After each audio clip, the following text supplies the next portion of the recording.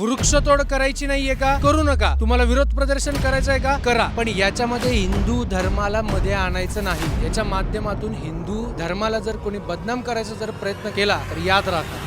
नाशिकच्या तपोवन भूमीमध्ये आपण आलेलो आहोत, जिथं आता थोड्याच काही महिन्यांनी कुंभमेळा होणार आहे आणि इथं आपण बघू शकता अनेक वृक्षतोडीच्या विरोधामध्ये अनेक विरोध प्रदर्शन इथं चालू आहेत. हे सगळं चालू असताना एवढ्या अर्जंट बेसिस वरती नाशिकमध्ये का आलो आणि का हा व्हिडिओ बनवते नीट समजून घ्या. नाशिकमध्ये कुंभमेळा होणार आहे, म्हणजेच याला फक्त महाराष्ट्राचा मराठी मीडिया नाही तर अख्ख्या भारतातला नाही तर इंटरनॅशनल मीडिया कव्हर करणार आहे. कुंभमेळा हा काही दरवर्षी होणारी घटना नाहीये, ही इंटरनॅशनल लेवलची घटना आहे. आणि गेल्या वर्षी आपण बघितलं तर युपी मध्ये काय लेवलला कुंभमेळा झाला. आता या कुंभमेळ्याच्या माध्यमातून हिंदू समाजाला बदनाम कसं करायचं हे षडयंत्र इथं सगळं विरोध प्रदर्शनामधून होत आहे. या विरोध प्रदर्शनामध्ये सहभागी होणारे दोन लोक आहेत. एक अशी लोक आहेत की ज्यांना जेन्युअनली वाटते की वृक्षतोड झाली नाही पाहिजे, आणि दुसरी जी वामपंथी विचारधारेची लोक आहेत, ज्याच्यामध्ये काही मीडियातली लोक, पत्रकार लोक आहेत, काही सेलिब्रिटी लोक आहेत, काही स्वतःला रील स्टार बनण्यासाठी, फेमस होण्यासाठी हे लोक याच्यामध्ये घुसलेत. आणि यांचे शब्दप्रयोग काय आहेत? हिंदू समाजाच्या कुंभमेळ्यासाठी वृक्षतोड करायची नाही. हिंदू समाजाच्या कुंभमेळ्यासाठी तुम्ही इथं हिंदू समाजाला का मध्ये आणताय? कुंभमेळ्यासाठी